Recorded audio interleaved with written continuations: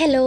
അപ്പോൾ ഇന്ന് തൊട്ട് നമ്മൾ നമ്മുടെ വീഡിയോസ് വീണ്ടും സ്റ്റാർട്ട് ചെയ്യുകയാണ്. അപ്പോൾ നിങ്ങൾക്ക് കുറച്ച് ഗ്യാപ്പ് വന്നിട്ടുണ്ട്. അപ്പോൾ അതിനെല്ലാവരോടും ആദ്യം തന്നെ സോറി പറയുന്നുണ്ട്. അപ്പോൾ ഞാൻ കുറച്ച് ബിസി ആയിപ്പോയി, അതുകൊണ്ടാണ് നിങ്ങൾക്ക് കുറച്ച് ഗ്യാപ്പ് വന്നിട്ടുള്ളത്. അപ്പോൾ ഇനി നമുക്ക് ക്വസ്റ്റ്യൻ ആയിട്ട് ഡിസ്കസ് ചെയ്യാം. എന്ന് വെച്ചാൽ പ്രീവിയസ് ഇയർ ക്വസ്റ്റ്യൻസ് ആയിട്ട് ഡിസ്കസ് ചെയ്യാം. അപ്പോൾ നിങ്ങൾക്കൊരു എങ്ങനെ ഒരു ഓർഡർ ഉണ്ടാവുമല്ലോ. ഇപ്പോൾ നിങ്ങൾ എന്തായാലും പഠിക്കാൻ വേണ്ടിയിട്ടൊക്കെ സ്റ്റാർട്ട് ചെയ്തിട്ടുണ്ടാവും. അപ്പോൾ എന്തായാലും ഒരുപാട് കൺഫ്യൂഷൻ വരും. എങ്ങനെ ഇപ്പോൾ ഇത് പഠിച്ചു തീർക്കുക, അല്ലെങ്കിൽ എങ്ങനെ തുടങ്ങുക, എവിടെ നിന്ന് തുടങ്ങാം, അങ്ങനത്തെ ഒരുപാട് കൺഫ്യൂഷൻ ഉണ്ടാവും. അപ്പോൾ നിങ്ങൾ എന്ത് ചെയ്യുക, പ്രീവിയസ് ഇയർ ക്വസ്റ്റ്യൻസ് ഒക്കെ ഒന്ന് നോക്കുക. അപ്പോൾ നിങ്ങൾക്ക് ക്വസ്റ്റ്യനൊക്കെ എങ്ങനെയാണ് വരുന്നത് എന്നുള്ളൊരു ഓർഡറൊക്കെ കിട്ടും. അതുപോലെ തന്നെ നിങ്ങളുടെ ഏതെങ്കിലും ചാപ്റ്റേഴ്സ് വൈസ് ആയിട്ടാണ് നോക്കുന്നതെന്നുണ്ടെങ്കിൽ അതിൻ്റെ തീംസ്, അതുപോലെ തന്നെ ഓഥറിനെ പറ്റിയിട്ട് ബാക്ക്ഗ്രൗണ്ട് കാര്യങ്ങളൊക്കെ ഒന്ന് പോയിൻ്റ് ആയിട്ട് കീപ്പ് ചെയ്ത് പഠിക്കുക. പിന്നെ ഒരു ഓർഡറിൽ പോവുക. ഒരുപാട് എല്ലാ ഭാഗത്തുനിന്നും തൊട്ട് പോവാതെ നിങ്ങൾ പഠിക്കുന്ന ടോപ്പിക്സ് മാത്രം കോൺസെൻട്രേറ്റ് ചെയ്തിട്ട് ഒന്നും കൂടെ നല്ലപോലെ പഠിക്കുക. അപ്പോൾ ആ ഭാഗത്തുനിന്ന് ക്വസ്റ്റ്യൻ വന്നിട്ടുണ്ടെങ്കിൽ നിങ്ങൾക്ക് അതെങ്കിലും നല്ലപോലെ എഴുതാൻ വേണ്ടി പറ്റും. അങ്ങനെ നിങ്ങൾക്ക് മാർക്ക് സ്കോർ ചെയ്യാം. ക്വസ്റ്റ്യൻ്റെ ഒരു പാറ്റേൺ നിങ്ങളുടെ മൈൻഡിലുണ്ടെങ്കിൽ തന്നെ നിങ്ങൾക്ക് ഒരു വിധം നിങ്ങൾക്ക് ആ എക്സാം നല്ലപോലെ എഴുതാൻ വേണ്ടി പറ്റും. അപ്പോൾ നിങ്ങൾ ക്വസ്റ്റ്യൻ പേപ്പർ ഒന്ന് വെച്ച് നോക്കുക. പിന്നെ ഇനി മൊത്തത്തിൽ പഠിക്കാൻ പറ്റിയിട്ടില്ലെങ്കിലും നമ്മുടെ ക്വസ്റ്റ്യൻ്റെ ബാക്കിൽ, അല്ലെങ്കിൽ നമ്മുടെ ടെക്സ്റ്റിൻ്റെ ബാക്കിൽ ഓരോ ചാപ്റ്ററിൻ്റെ എൻഡിൽ അസൈൻമെൻറ്റ് ക്വസ്റ്റ്യൻസ് പറഞ്ഞിട്ട് കുറച്ച് ക്വസ്റ്റ്യൻസ് കൊടുത്തിട്ടുണ്ട്. അപ്പോൾ ആ ക്വസ്റ്റ്യൻ ഒന്ന് സോൾവ് ചെയ്ത് നോക്കുക. അപ്പോൾ തന്നെ നിങ്ങൾക്ക് ആ ചാപ്റ്ററിന് അല്ലെങ്കിൽ ആ യൂണിറ്റിൽ നിന്ന് വരുന്ന ഏത് ക്വസ്റ്റ്യനും അറ്റൻഡ് ചെയ്യാനുള്ളൊരു നിങ്ങൾ ഏബിൾ ആവും. ആ ഒരു മെത്തേഡ് നിങ്ങൾ ഫോളോ ചെയ്ത് നോക്കുക കേട്ടോ. അപ്പോൾ ഇന്ന് നമുക്ക് റിനൈസൻസ്, റിഫോർമേഷൻ ആൻഡ് ഹ്യൂമനിസം ഈ 3 ടോപ്പിക്സിനെ പറ്റിയിട്ടാണ്. അതിലെന്തൊക്കെ മാറ്റങ്ങൾ ഇംഗ്ലണ്ടിൽ വന്നിട്ടുണ്ട്, ഈ ഒരു 3 മൂവ്മെൻറ്റ്സ് കൊണ്ട് എന്തൊക്കെയാണ് ഇംഗ്ലണ്ടിൽ സംഭവിച്ചിട്ടുള്ള മൂവ്മെൻറ്റ്സ് അല്ലെങ്കിൽ അതിൻ്റെ ആഫ്റ്റർ എഫക്റ്റ് ഒക്കെയാണ് നമ്മൾ നോക്കുന്നത്. നിങ്ങൾക്കിത് 5 മാർക്കിലും അതുപോലെ തന്നെ എസ്സേയിലും വന്നിട്ട് ചോദിക്കാൻ ചാൻസ് ഉള്ള ഒരു പാർട്ടാണ്. അപ്പോൾ ഈ ഒരു ക്വസ്റ്റ്യൻ നിങ്ങൾക്ക് നമ്മുടെ ടെക്സ്റ്റിൽ, നമ്മുടെ ഇംഗ്ലീഷ് ലാംഗ്വേജ് ടീച്ചിങ്ങിൻ്റെ ബാക്ക് സൈഡിൽ എല്ലാ സബ്ജക്റ്റിൻ്റെയും 2 സെറ്റ് ക്വസ്റ്റ്യൻസ് പ്രൊവൈഡ് ചെയ്തിട്ടുണ്ട്. അപ്പോൾ അതിൽ വന്നിട്ടുള്ളൊരു എസ്സേ ക്വസ്റ്റ്യനാണ് നമുക്കിന്ന് ഇത് ഡിസ്കസ് ചെയ്യാം.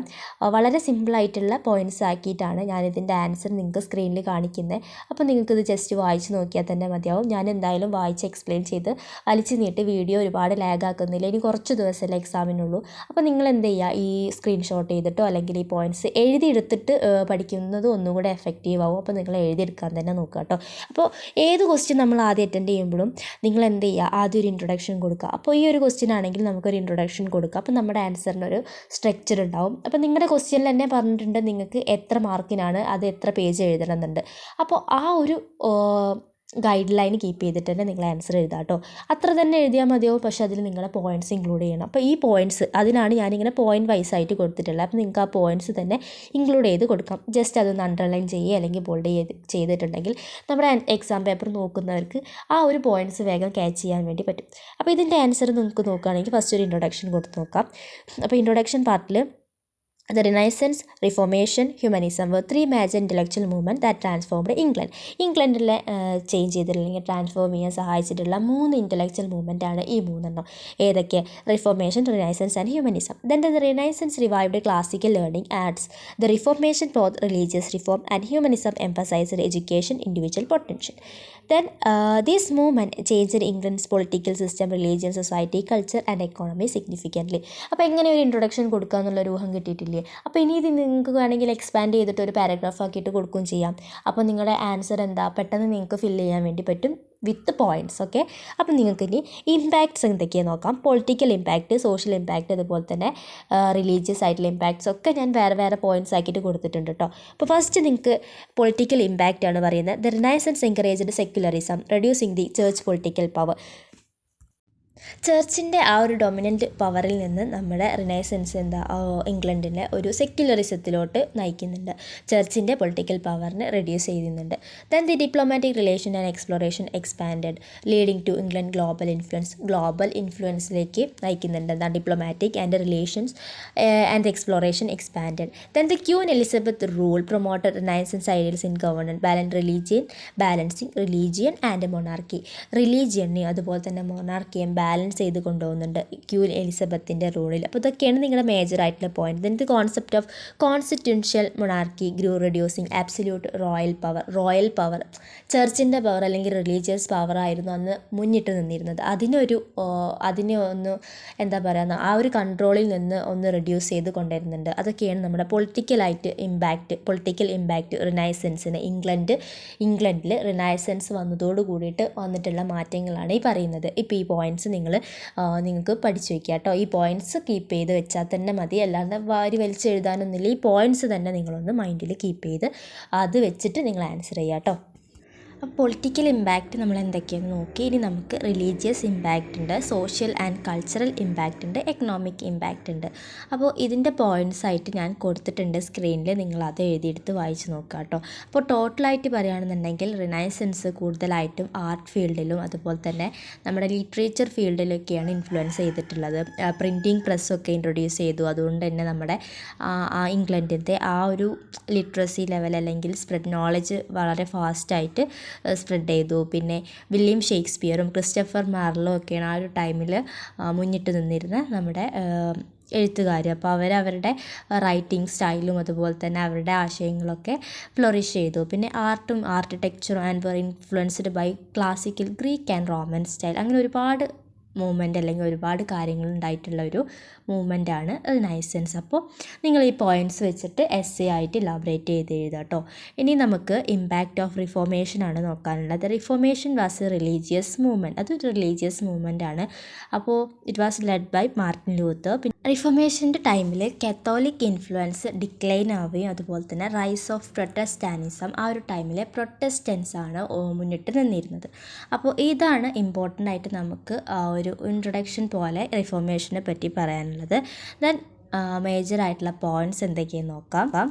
അപ്പോൾ നേരത്തെ പോലെ തന്നെ പൊളിറ്റിക്കൽ ഇമ്പാക്റ്റ് ഉണ്ട്, religious, social, cultural and economic impact. ഇത്രയും കാര്യങ്ങളാണ് നമുക്ക് നോക്കാനുള്ളത്. അപ്പോൾ Henry VIII broke away from the Catholic church establishing the church of England. അപ്പോൾ ഈ ഒരു ടൈമിലാണ് ഇംഗ്ലണ്ടിലെ ചർച്ച് ഓഫ് ഇംഗ്ലണ്ട് എന്ന് പറഞ്ഞിട്ടുള്ള ചർച്ച് എസ്റ്റാബ്ലിഷ് ആവുന്നതും അതുപോലെ തന്നെ English monarch became the head of the church reducing the pope's influence. പോപ്പിൻ്റെ ഇൻഫ്ലുവൻസ് കുറച്ച് English monarch became the head of the church. Then religious conflict led by political tension between Protestant ruler and Catholic factions.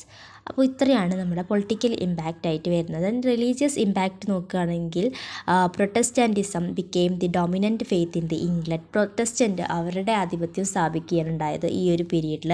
Then Bible എന്താണ് ഇംഗ്ലീഷിലേക്ക് transform ചെയ്യുകയാണ് അല്ലെങ്കിൽ translate ചെയ്യുകയാണ്. അതെന്തിനാണ്? Common പീപ്പിൾസിനൊക്കെ അത് വായിക്കാൻ വേണ്ടിയിട്ട്. ഇത്രയും കാലം അത് നോബിളായിട്ടുള്ള പീപ്പിൾസിന് മാത്രം അറിയാവുന്ന ലാംഗ്വേജിലായിരുന്നു നിന്നിരുന്നത്. അത് ഇംഗ്ലീഷിലേക്ക് ട്രാൻസ്ലേറ്റ് ചെയ്യുന്നു. അങ്ങനെ ഒരുപാട് റിഫോർമേഷൻ്റെ ഇമ്പാക്ട്സ് ആയിട്ട് നമുക്ക് ഡിവൈഡ് ചെയ്ത് എഴുതിയിട്ടുണ്ട്. നിങ്ങളത് വായിച്ച് നോക്കുക കേട്ടോ. ഒരുപാട് വായിച്ച് എക്സ്പ്ലെയിൻ ചെയ്യാൻ നിന്നാൽ നമ്മുടെ വീഡിയോ ലെങ്തി ആയി പോകും. അതാണ് ഞാൻ വായിച്ച് എക്സ്പ്ലെയിൻ ചെയ്യാത്തത്. ഇനി നമുക്ക് ഹ്യൂമനിസം ആണ് നോക്കാനുള്ളത്. അപ്പോൾ ഹ്യൂമനിസത്തിനെ പറ്റി പറയുകയാണെന്നുണ്ടെങ്കിൽ it was an intellectual movement that emphasised reason, education and individual potential. It was deeply connected to the Renaissance but had its own unique influence. നമുക്ക് റിനൈസൻസിനായിട്ട് കമ്പയർ ചെയ്യുമ്പോൾ ഒരുപാട് സാമ്യം തോന്നും. പക്ഷേ ഹ്യൂമനിസത്തിന് ഇതിൻ്റേതായ യുണീക്കായിട്ടുള്ള ഒരുപാട് പെർസ്പെക്റ്റീവ്സ് ഉണ്ട്. പിന്നെ ഹ്യൂമനിസം നമുക്കറിയാം ഹ്യൂമൻ സെൻറ്റേർഡ് ആണ്. നമ്മുടെ മനുഷ്യരെ അല്ലെങ്കിൽ ഹ്യൂമൻ ബീയിങ്സിനെ ഒത്തിരി ഇൻഫ്ലുവൻസ് ചെയ്യുന്ന അല്ലെങ്കിൽ കോൺസെൻട്രേറ്റ് ചെയ്യുന്ന കാര്യങ്ങളാണ് ഹ്യൂമനിസത്തിൽ പറയുന്നത്. പൊളിറ്റിക്കൽ ഇമ്പാക്റ്റ് നോക്കുകയാണെങ്കിൽ humanist scholars promoted rational governance and justice. Rational ഗവേണൻസിനും ജസ്റ്റിസിനുമാണ് അവർ പ്രൊമോട്ട് ചെയ്തിരുന്നത്. And influenced the rise of constitutional monarchy and law based governance. Humanist idea supported diplomatic negotiations over war. അപ്പോൾ ഇത്രയും കാര്യങ്ങളാണ് പൊളിറ്റിക്കൽ ഇമ്പാക്റ്റ് ആയിട്ട് വരുന്നത്. ഇതുപോലെ തന്നെ നമുക്ക് റിലീജിയസ് ഇമ്പാക്റ്റ് ആയിട്ട് കൊടുത്തിട്ടുണ്ട്, social cultural impact, economic impact എന്ന് പറഞ്ഞിട്ട് കുട്ടി കുട്ടി പോയിൻറ്റ്സ് ആക്കിയിട്ട് കൊടുത്തിട്ടുണ്ട്. നിങ്ങളത് വായിച്ച് നോക്കുക കേട്ടോ. അപ്പോൾ ഇത്രയാണ് നമ്മുടെ ഈ 3 ടോപ്പിക്സിനെ പറ്റിയിട്ടും പറയാനുള്ളത്. ഇനി നമുക്കൊരു ഷോർട്ടാക്കിയിട്ടൊരു കൺക്ലൂഷൻ പോലെ കൊടുക്കാം. അപ്പോൾ ഇത്രയും നമ്മൾ പറഞ്ഞിട്ടുള്ള കാര്യങ്ങളൊക്കെ നമുക്ക് കൺക്ലൂഡ് ചെയ്ത് എഴുതാൻ പറ്റുന്ന ഒരു വളരെ ചെറുതാക്കിയിട്ട് കൊടുത്താൽ മതി. Renaissance, reformation, humanism were three powerful movements that shaped England transformation into a modern nation. The Renaissance encouraged art, science and literature. ഞാൻ നേരത്തെ പറഞ്ഞു, റിനൈസൻസ് ആർട്ട് ആൻഡ് സയൻസിനൊക്കെയാണ്, ലിറ്ററേച്ചറിനൊക്കെയാണ് ഇമ്പോർട്ടൻസ് കൊടുത്തിരുന്നത്. Reformation redefined religion and political. Reformation എന്താ, religion and പൊളിറ്റിക്സിനാണ് important കൊടുത്തിരുന്നത്. Humanism promoted education, rational thinking. അപ്പോൾ ഇത്രയും കാര്യങ്ങളാണ്, മൂന്ന് വിഭാഗത്തിൽ പെടുന്നതാണ്. Then together they led to political restructuring, religious reforms, cultural flourishing and economic growth, marking the beginning of England's dominance in world history. അപ്പോൾ ഇങ്ങനെ ഒരു കൺക്ലൂഷനും കൂടെ കൊടുക്കുക. അപ്പോൾ നമുക്ക് നോക്കുകയാണെങ്കിൽ 3 മൂവ്മെൻറ്റ്സിൻ്റെയോ സ്പെഷ്യാലിറ്റീസൊക്കെയാണ് നമ്മൾ ഈ കൺക്ലൂഷനിലും കൊടുത്തിട്ടുള്ളത്.